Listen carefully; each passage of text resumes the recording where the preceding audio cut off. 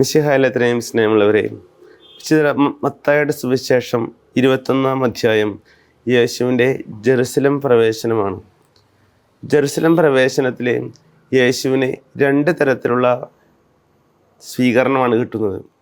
ദേവാലയം ശുദ്ധീകരിക്കുന്ന യേശുവിനെ ഫരിസേയർ ചോദ്യം ചെയ്യുന്നു. എന്നാൽ യേശുവിനെ സ്വീകരിക്കുന്ന പാപികൾ, ചുങ്കക്കാരും ഉൾപ്പെട്ട സാധാരണക്കാർ മറുവശത്ത്. ഈ സാഹചര്യത്തിൽ യേശുവിൻ്റെ അധികാരം ചോദ്യം ചെയ്യുന്ന യഹൂദരോട് യേശു 2 ഉപമകൾ പറയുന്നുണ്ട്.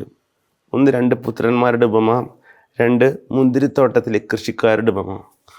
അതിൽ 2 പുത്രന്മാരുടെ ഉപമയാണ് നമ്മളിപ്പോൾ ഇന്ന് വായിച്ചു കേട്ട സുവിശേഷ ഭാഗം. ഈ ഉപമയ്ക്കൊരു പ്രത്യേകതയുണ്ട്. ഈ ഉപമയിലെ പുത്രന്മാരുടെ പിതാവ് 2 പുത്രന്മാരോടും മുന്തിരിത്തോട്ടത്തിലേക്ക് ജോലിക്ക് പോകാൻ ആവശ്യപ്പെടുകയാണ്.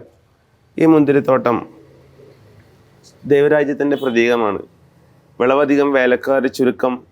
അതിൻ്റെ വിളവിൻ്റെ നാഥനോട് പ്രാർത്ഥിക്കുവാൻ, കൂടുതൽ വേലക്കാരായിരിക്കും പ്രാർത്ഥിക്കുവാൻ യേശു തന്നെ പറയുന്നുണ്ടല്ലോ. അപ്പം എത്ര പേർ വന്നാലും ജോലി സമൃദ്ധിയായിട്ടുള്ള ദൈവരാജ്യത്തിൻ്റെ ഒരു പ്രതീകം തന്നെയാണ് മുന്തിരിത്തോട്ടം. അതിൽ 2 തരത്തിലുള്ള പ്രതികരണങ്ങളാണ് ദൈവത്തിന് ലഭിക്കുന്നത്. ഒന്നാമത്തെ പ്രതികരണം ദൈവജനം എന്ന് വിളിക്കപ്പെടുന്ന യഹൂദരുടെ പ്രതികരണമാണ്.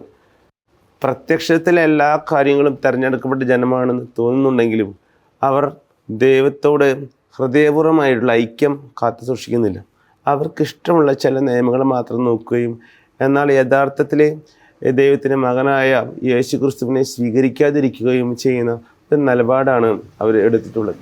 അപ്പോൾ ഇന്നത്തെ സുവിശേഷ ഭാഗത്തിലെ സ്നാപയോഹന്നാൻ്റെ ഉദാഹരണത്തിലൂടെ യേശു അവരോട് പറയാണ്, സ്നാപയോഹന്നാൻ നീതിയുടെ മാർഗത്തിലൂടെ നിങ്ങളെ സമീപിച്ചു, പക്ഷെ നിങ്ങൾ അവരെ സ്വീകരിച്ചില്ല. എന്നാൽ ചുങ്കക്കാരും പാപികളും അവരെ സ്വീകരിച്ചു. അപ്പോൾ ഈ ഒരു സത്യം ഈ ഉപമയിലൂടെ അവർ കാണിക്കുകയാണ്.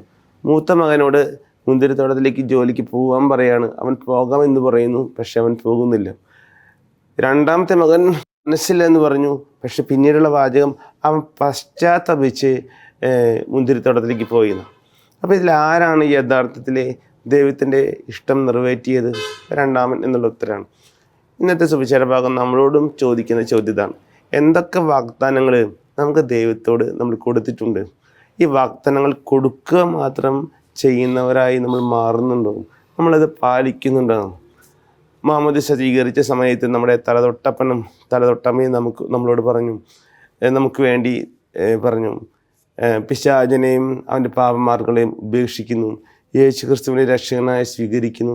സഭയുടെ വിശ്വാസ പ്രമാണം നമ്മൾ ചൊല്ലി മാമോദിസ ജലം തലയിൽ നമ്മൾ ഏറ്റുവാങ്ങി മാമോദിസ സ്വീകരിച്ചു, സ്ഥൈര്യലേപനം സ്വീകരിച്ചു.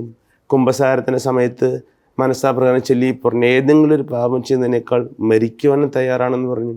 വിശുദ്ധ കുർബാന സ്വീകരിച്ച സമയത്ത് പറഞ്ഞു, ഇനി ഈശോയില്ലാതെ മറ്റൊന്നും നമ്മുടെ ജീവിതത്തിൽ 1-ാം സ്ഥാനം കൊടുക്കില്ല. വിവാഹം തിരുപ്പട്ടൊക്കെ വരുമ്പോൾ ആ ജീവിതാന്തസ്സിന് യോജിച്ച കടമകൾ കൃത്യമായി നിർവഹിക്കണം വാഗ്ദാനം കൊടുത്തു. ഈ വാഗ്ദാനങ്ങളൊക്കെ നിറവേറ്റാൻ നമുക്ക് സാധിക്കുന്നുണ്ടോ? അതോ ഈ ആദ്യത്തെ പുത്രനെ പോലെ വെറുതെ വാഗ്ദാനങ്ങൾ കൊടുക്കുകയും അവസരം വരുമ്പോൾ സൗകര്യപൂർവ്വം ജീവിക്കുകയും ചെയ്യുന്ന മനുഷ്യരെ മാറുന്നുണ്ടോ എന്ന് ചിന്തിക്കാൻ ഇന്നത്തെ സുവിശേഷ ഭാഗം നമ്മളെ ക്ഷണിക്കുകയാണ്. എന്നാൽ മറുവശത്ത് ദൈവത്തോടുള്ള ആത്മാർത്ഥമായ സ്നേഹത്താൽ നിറഞ്ഞ് കുറേ മനുഷ്യർ ദൈവത്തിന് വേണ്ടി ജീവിക്കുന്നുണ്ടാകും. അവരായിരിക്കും ഒരു പക്ഷേ നമ്മളെക്കാൾ കൂടുതൽ സ്വർഗരാജ്യത്തിന് അർഹരായിട്ട് മാറുക എന്നൊരു ഓർമ്മപ്പെടുത്തൽ ഇന്നത്തെ സുവിശേഷ ഭാഗത്തുണ്ട്. ദൈവത്തിന് വേണ്ടി ജീവിക്കാൻ നമുക്ക് ദൈവത്തെക്കാൾ പ്രിയപ്പെട്ടതായി ലോകത്തിലെ മറ്റു പല കാര്യങ്ങളും മാറുന്നു എന്നതൊരു വലിയ ദുരന്തമല്ലേ? ദൈവത്തോടുള്ള സ്നേഹം നമ്മൾ വേണ്ടാന്ന് വയ്ക്കുകയും മറ്റുള്ള കാര്യങ്ങൾക്ക് അമിത പ്രാധാന്യം കൊടുക്കുകയും ചെയ്യുന്ന നമ്മളെ ഒരു ആത്മവിചിന്തനത്തിന് ഇന്നത്തെ സുവിശേഷ ഭാഗം നിർബന്ധിക്കുന്നുണ്ട്. ഈ 2 പുത്രന്മാരിൽ ആരെ പോലെയാണ് നമുക്കൊരു പശ്ചാത്താപത്തിൽ നമ്മുടെ മുന്നോട്ട് പോകാൻ സാധിക്കുന്നുണ്ടോ? ഈ വിധ ചിന്തകളോടുകൂടി നോയമ്പ് കാലത്തിലേക്ക് കൂടുതൽ കർത്താവിനോട് കുറച്ചുകൂടി അടുപ്പം, കുറച്ചുകൂടി സ്നേഹം, കുറച്ചുകൂടി സമയം പള്ളിയിലിരുന്ന് നമ്മൾ ഏതൊക്കെ കാര്യങ്ങൾ ഇനി കർത്താവിന് വാഗ്ദാനം കൊടുക്കണം, കൊടുത്ത കാര്യങ്ങൾ ഏതൊക്കെ നമുക്ക് പാലിക്കാൻ സാധിക്കുന്നുണ്ട്, ഇനി ചെറിയ ചെറിയ പ്രോമിസുകൾ കൊടുക്കുകയും അത് പാലിക്കുകയും ചെയ്യുന്നതാണല്ലോ ഏത് സ്നേഹബന്ധത്തിൻ്റെയും ഒരു അടുപ്പം.